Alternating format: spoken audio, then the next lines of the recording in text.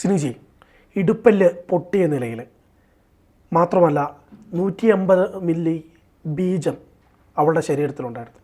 മാത്രമല്ല കണ്ണാടി പൊട്ടി കണ്ണിൻ്റെ ഉള്ളിലേക്ക് കയറ്റിയ നിലയിൽ, തല പലതവണ ഭിത്തിയിലിടിച്ച് കൊലപ്പെടുത്തിയ നിലയിൽ, ഒന്നിലധികം പേർ ചേർന്ന് പീഡിപ്പിച്ച് കൊലപ്പെടുത്തിയതാണെന്ന് പ്രഥമ ദൃഷ്ടിയ തന്നെ ഏതൊരു മനുഷ്യനും മനസ്സിലാവുന്ന സാഹചര്യത്തിലും ആ പെൺകുട്ടി കൊല്ലപ്പെട്ടിട്ട് ബംഗാളിൽ കൊല ചെയ്യപ്പെട്ടിട്ട് 9ാമത്തെ ദിവസമാണ് നമ്മൾ ചർച്ചയ്ക്കിരിക്കുന്നത്.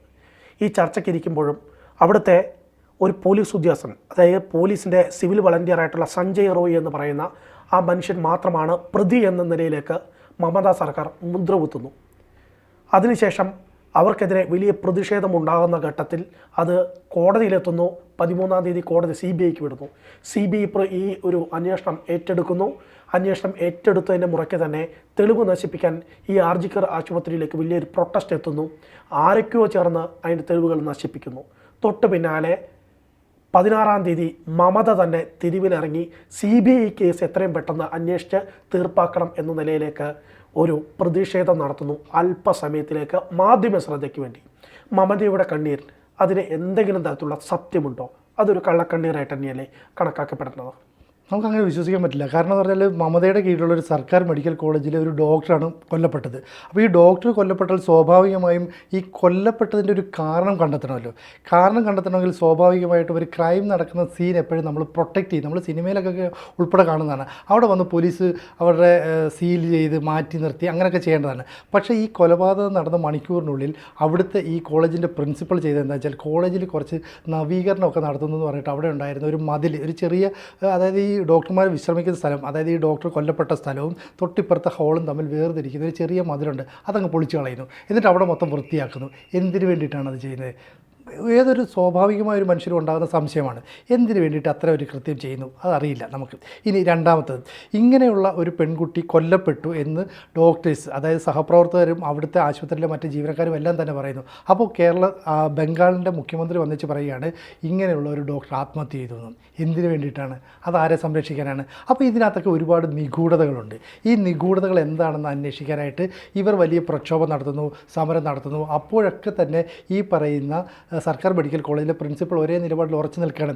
അപ്പോൾ പ്രിൻസിപ്പളിന് അവിടെ നിന്ന് ട്രാൻസ്ഫർ കൊടുക്കും. പെട്ടെന്ന് ഈ പ്രിൻസിപ്പൾ ഇവിടെ നിന്ന് പോകണം, ഈ പ്രിൻസിപ്പൾ ഇവിടെ ജോലി ചെയ്യാൻ പാടില്ല എന്ന് പറയുന്നു. പകരം പുതിയൊരു പ്രിൻസിപ്പൾ അവിടെ ചാർജ് എടുക്കാൻ വരുന്നു. എന്നാൽ പഴയ പ്രിൻസിപ്പൾ എന്ത് ചെയ്യുന്നത് വെച്ചാൽ ഈ പഴയ പ്രിൻസിപ്പളിൻ്റെ മുറി പൂട്ടിയിട്ട് പുതിയ പ്രിൻസിപ്പളിന് ചാർജ് കൊടുക്കുന്നില്ല.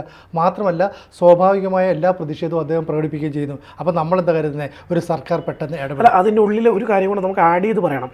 ഒരു പ്രിൻസിപ്പളിന് ചുമതല കൊടുക്കുന്ന സമയത്ത് ഇത്തരമൊരു സാഹചര്യത്തിൽ ചുമതല കൊടുക്കുമ്പോൾ പണിഷ്മെൻറ്റ് ട്രാൻസ്ഫറാണ് നമ്മളൊക്കെ മനസ്സിൽ കാണുന്ന ഒരു കാര്യം. പക്ഷേ ഇതിലും ബെറ്റർ ആയിട്ടുള്ള ഒരു സ്ഥാപനത്തിലേക്ക് ട്രാൻസ്ഫർ കൊടുത്തു എന്നാണ് ദേശീയ മാധ്യമങ്ങൾ റിപ്പോർട്ട് ചെയ്യുന്നത്. അതും ഇതിനിടയിൽ നമുക്ക് കാണാതെ പോയിക്കൂടാ എന്നുള്ളതാണ് വളരെ പ്രധാനപ്പെട്ടത്. ബെറ്റർ ആയിട്ടുള്ള ആണെങ്കിൽ പോലും ആ പഴയ പ്രിൻസിപ്പളിന് അവിടുന്ന് പോകാൻ പറ്റുന്നില്ല. കാരണം അവിടുന്ന് പോകാൻ പറ്റുന്നില്ലെങ്കിൽ ആ പ്രിൻസിപ്പളിലും ഈ മരണവുമൊക്കെയായി ബന്ധപ്പെട്ട എന്തൊക്കെയോ കാര്യങ്ങളുണ്ട് എന്നുള്ള കാര്യം വ്യക്തമാണ്.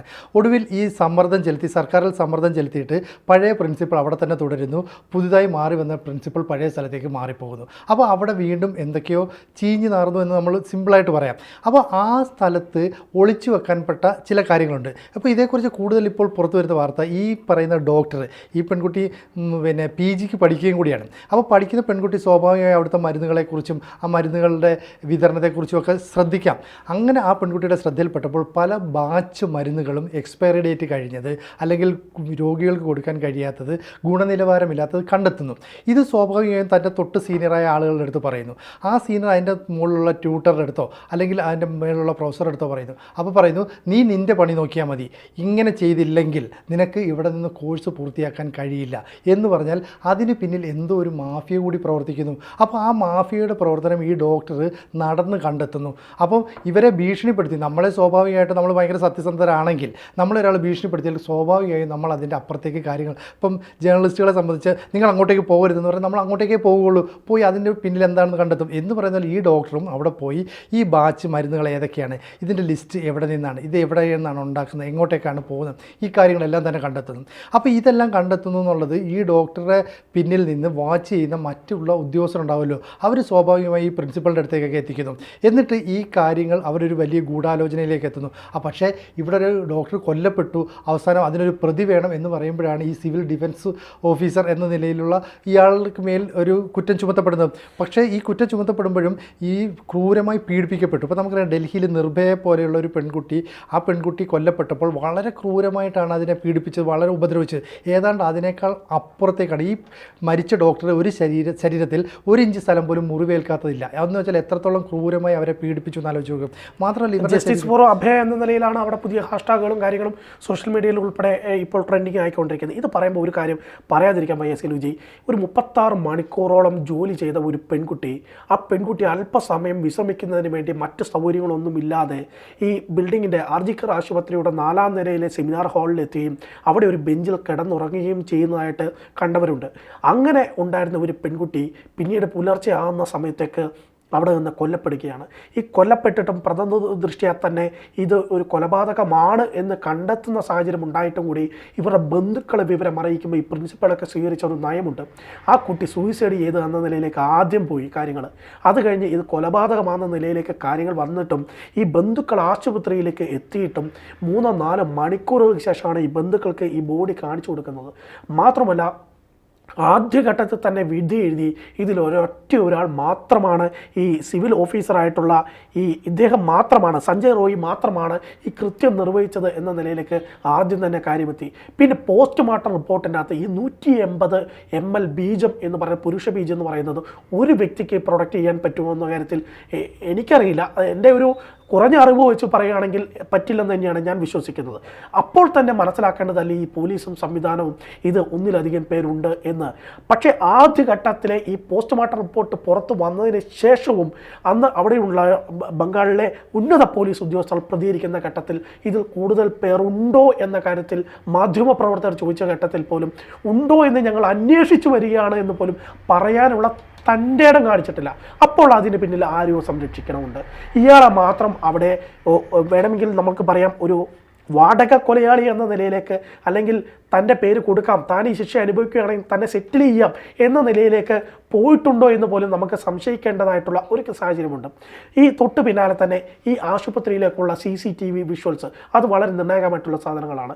അത് ഈ CBI 13-ാം തീയതി ഹൈക്കോടതി കേസെടുക്കുന്നു, വലിയ വാദപ്രതിവാദങ്ങൾ നടക്കുന്നു. 14-ാം തീയതി CBIക്ക് കാര്യങ്ങൾ 13-ാം തീയതി തന്നെ ഉത്തരവ് വരുന്നു.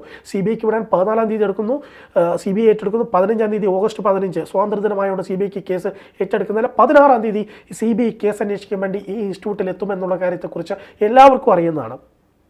അങ്ങനെ സാഹചര്യത്തിൽ ഈ ഹോസ്പിറ്റലിലേക്ക് കയറി 100 കണക്കിന് ആളുകൾ വരുന്നു. പോലീസിന് ഒന്നും ചെയ്യാൻ പറ്റാതായി വരുന്നു. അവിടെ നിന്നിട്ടുള്ള സമരപ്പന്തലിൽ ഇരുന്നിട്ടുള്ള PG വിദ്യാർത്ഥികൾ അടക്കം തന്നെ അവർ ആവശ്യമുന്നയിക്കുന്നു, കൂടുതൽ ഫോഴ്സ് വേണം, ഞങ്ങൾക്ക് സംരക്ഷണം വേണം എന്ന് ആവശ്യമുന്നയിക്കുകയാണ് മമതാ സർക്കാരിനോട്.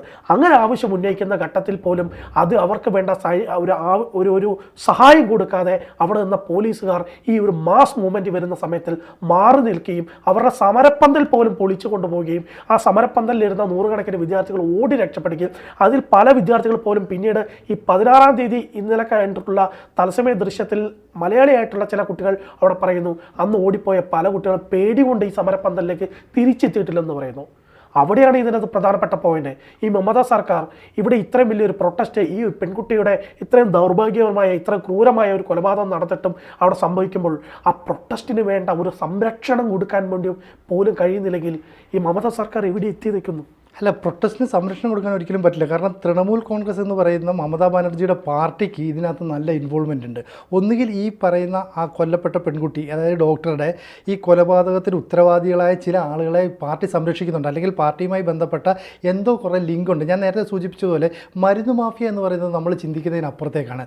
അത്തരത്തിലുള്ള മരുന്ന് മാഫിയകളുടെ ഏതോ ഒരു ലിങ്കിലേക്ക്, ഏതോ ഒരു കണ്ണിയിലേക്ക് ഈ ഡോക്ടർ കയറി പിടിച്ചിട്ടുണ്ട്. ഒരറ്റം മാത്രമായിരിക്കും പിടിച്ചത്, പക്ഷേ ആ അറ്റത്തെ തുടർന്ന് അങ്ങോട്ട് അന്വേഷിച്ച് ചെന്ന് കഴിഞ്ഞാൽ അത് വലിയ ദുരന്തങ്ങൾ സൃഷ്ടിക്കുകയും വലിയ പ്രത്യാഘാതങ്ങൾ ഉണ്ടാക്കുമെന്ന് പാർട്ടി തിരിച്ചറിയുന്നു. അപ്പോൾ മമതയെ നിയന്ത്രിക്കുന്ന, നമ്മൾ വിചാരിക്കുന്ന പോലെ മമത ഒറ്റയ്ക്ക് തൃണമൂലിനെ നിയന്ത്രിച്ചുകൊണ്ട് പോവുകയല്ല. മമതയെ നിയന്ത്രിക്കുന്ന ഒരു കൂട്ടം നേതാക്കൾ അവിടെയുണ്ട്. ആ നേതാക്കൾ പറയുകയാണ് ഇന്ന രീതിയിൽ കാര്യങ്ങൾ മുന്നോട്ടേക്ക് പോയാൽ മതി, അല്ലെങ്കിൽ സംസ്ഥാനത്ത് ഒരു ഡോക്ടർ കൊല്ലപ്പെട്ടിട്ടും സംസ്ഥാനം ഭരിക്കുന്ന ഒരു വനിതാ മുഖ്യമന്ത്രിയായിട്ടും സഡനായിട്ടൊരു ആക്ഷൻ എടുക്കുന്നില്ല. നമ്മളെ സംബന്ധിച്ചിടത്തോളം മമത ഒരു ഝാൻസി റാണിയാണ്, അല്ലെങ്കിൽ എല്ലാ കാര്യങ്ങളിലും ഒരു വനിത എന്ന് സടകുടഞ്ഞ് എഴുന്നേക്കുന്ന അങ്ങനെ വരുന്ന ഒരു മുഖ്യമന്ത്രിയാണ്. പക്ഷേ ആ മുഖ്യമന്ത്രി ഇവിടെ കാണിച്ചത് കള്ളക്കളിയാണെന്ന് നമുക്ക് വളരെ വ്യക്തമാണ്.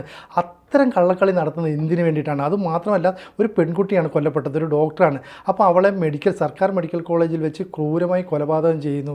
എന്നിട്ട് അവളുടെ ശരീരത്തിൽ നിന്ന് കണ്ടെടുക്കുന്ന സെമൻ അതായത് 150 മുകളിലുണ്ട് എന്ന് പറയുമ്പോൾ എത്രയോ പേർ, ഒന്നിലധികം ആളുകൾ ഉണ്ട് എന്ന് ഉറപ്പിച്ച് പറയാൻ പോലും ഒരു മുഖ്യമന്ത്രി കഴിയുന്നില്ല. അല്ലെങ്കിൽ മുഖ്യമന്ത്രി ഒരു നിമിഷം കൊണ്ട് ആവശ്യപ്പെട്ടാൽ സംസ്ഥാന പോലീസ് മേധാവി അത് അന്വേഷിച്ച് അതിന് കൃത്യമായ ഉത്തരം നൽകുകയും ആ ഉത്തരത്തിൻ്റെ അടിസ്ഥാനത്തിൽ മുഖ്യമന്ത്രി റിപ്പോർട്ട് നൽകണം, ഒറ്റ ഫോൺ കോളിൽ തീരുന്ന കാര്യമുള്ളൂ. അത്രേ ഉള്ളൂ. എന്നിട്ടും അവിടെ കള്ളക്കളി നടത്തുന്നു. ഈ കള്ളക്കളി നടത്തുന്നത് എല്ലാ ആളുകൾ കണ്ടുകൊണ്ടിരിക്കുകയല്ലേ. എന്തിനാണ് ഈ തൃണമൂൽ കോൺഗ്രസ് ഇവിടെ കള്ളക്കളി നടത്തുന്നത്? എന്തിനാണ് മമതാ ബാനർജി കള്ളക്കളി നടത്തുന്നത്? അപ്പോൾ ജനങ്ങളുടെ മുമ്പിൽ ഇത്രയും നാളുണ്ടായിരുന്ന ഇമേജുകൾ ഒരു ചീട്ടുകൊട്ടാരം പോലെ തകർന്നടിയുകയാണ്. നമ്മളെല്ലായ്പ്പോഴും ഡോക്ടേഴ്സിനെ കാണുന്ന ഒരു വളരെയധികം റെസ്പെക്റ്റോടെ, സമൂഹത്തിൽ ഒരു വലിയ വില കൊടുത്തിട്ടാണ് നമ്മളവരെ കാണുന്നത്. അങ്ങനെയുള്ള ഒരു ഡോക്ടറെ ക്രൂരമായി കൊല ചെയ്തിട്ട് 10 ദിവസത്തോളം കഴിയുമ്പം പ്രക്ഷോഭം നടത്താൻ പോലും അവിടുത്തെ സഹപ്രവർത്തകർക്ക് സാധിക്കുന്നില്ല. അല്ലെങ്കിൽ ആ പ്രക്ഷോഭ പന്തൽ തകർക്കപ്പെടുന്നു. തൃണമൂൽ കോൺഗ്രസിൻ്റെ നേതാക്കളും പ്രവർത്തകരും പരസ്യമായി വന്നിട്ട് ഇവരെ അടിച്ചോടിക്കുന്ന ഒരു കാര്യങ്ങളുണ്ടാകുന്നു. അപ്പോൾ ഇതിനകത്ത് വലിയ കള്ളക്കളികൾ നടക്കുന്നു. ഈ കള്ളക്കളികളുമായി ബന്ധപ്പെട്ട് അന്വേഷണം CBIയിലേക്ക് നീങ്ങണമെന്ന് മമതാ ബാനർജി പറയുന്നു. അപ്പം CBI വീണ്ടും അന്വേഷണത്തിലേക്ക് എന്ന് വരും, എപ്പോൾ വരും, അതിൻ്റെ പ്രൊസീജിയർ എത്രത്തോളം നീളും, അപ്പം വീണ്ടും ഇതൊരു മാസത്തോളം നീണ്ടുപോകും. അപ്പോൾ ഇതിൻ്റെ ഒരു ചൂടും ഗ്രാവിറ്റിയൊക്കെ ഒന്ന് ആറി തണുക്കും. ഇത് തന്നെയായിരിക്കും അവർ ഉദ്ദേശിക്കുന്നത്. ഞാൻ ഇതിനകത്ത് കാണുന്നത് കുറച്ചും കൂടെ ഒരു വൈഡ് ആംഗിളിൽ ഈ സ്ഥാനത്ത് കാണുന്നു. നമ്മൾ പറഞ്ഞ പോലെ ഈ CBI അന്വേഷണം ഏറ്റെടുത്തതിൻ്റെ തൊട്ട് പിന്നാലെ തന്നെ ഒരു മാസീവ് പ്രൊട്ടസ്റ്റ് നടന്ന് തെളിവ് നശിപ്പിക്കുന്നു.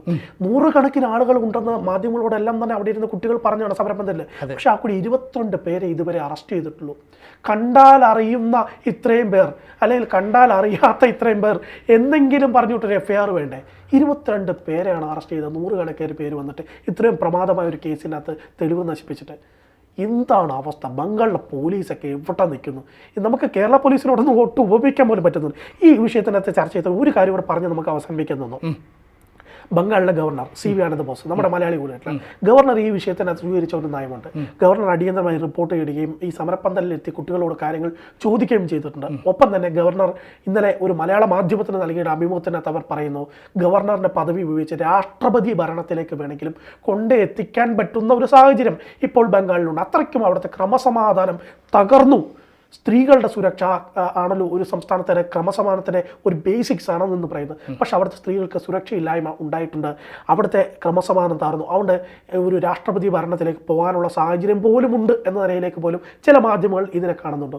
അതും കൂടെ പറഞ്ഞുകൊണ്ട് നമുക്ക് നിർത്താം. തീർച്ചയായിട്ടും സ്വാഭാവികമായിട്ടും അവിടുത്തെ ക്രമസമാധാന നില തകർന്നു എന്നുള്ള കാര്യത്തിൽ യാതൊരു സംശയമില്ല. പക്ഷേ ഗവർണർ ഇത്തരത്തിലുള്ള റിപ്പോർട്ടുകൾ സമർപ്പിച്ചാൽ അത് ഏത് രീതിയിലാണ് ദേശീയ തലത്തിൽ അല്ലെങ്കിൽ പ്രധാനമന്ത്രി ഉൾപ്പെടെയുള്ളവർ സ്വീകരിക്കുക എന്നുള്ളത് നമ്മൾ കാത്തിരുന്ന് കാണേണ്ടതുണ്ട്.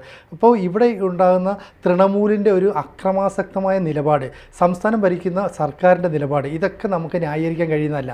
അപ്പോൾ ഈ മരിച്ച പെൺകുട്ടി, അവരുടെ ബന്ധുക്കൾ, അതുപോലെ തന്നെ മെഡിക്കൽ ഫീൽഡിൽ ജോലി ചെയ്യുന്ന നിരവധി പേര് ഇനി ഈ സമരം രാജ്യവ്യാപകമായി മെഡിക്കൽ മേഖല ഏറ്റെടുക്കുകയാണ്. ഇപ്പോൾ കേരളത്തിൽ അതിൻ്റെങ്കിലും ഒരു ഫലം ഉണ്ടാകും എന്ന് പ്രതീക്ഷിക്കാൻ മാത്രമേ നമുക്ക് പറ്റുള്ളൂ. കാരണം അവസാന വാക്ക് എന്ന് പറയുന്നത് തൃണമൂൽ കോൺഗ്രസ് അല്ലെങ്കിൽ മമതാ ബാനർജിയാണ്. ഈ മമതാ ബാനർജി എന്തെങ്കിലും വിട്ടുവീഴ്ചയ്ക്ക് തയ്യാറാവുമോ, അല്ലെങ്കിൽ ഇതേക്കുറിച്ച് കൃത്യമായ അന്വേഷണം നടത്തുമെന്ന് ഉറച്ചു പ്രഖ്യാപിക്കുമോ, ഈ പെൺകുട്ടിക്ക് നീതി ലഭിക്കുമോ, ഇതൊക്കെ നമുക്ക് കാത്തിരുന്ന് തന്നെ കാണേണ്ടി വരും.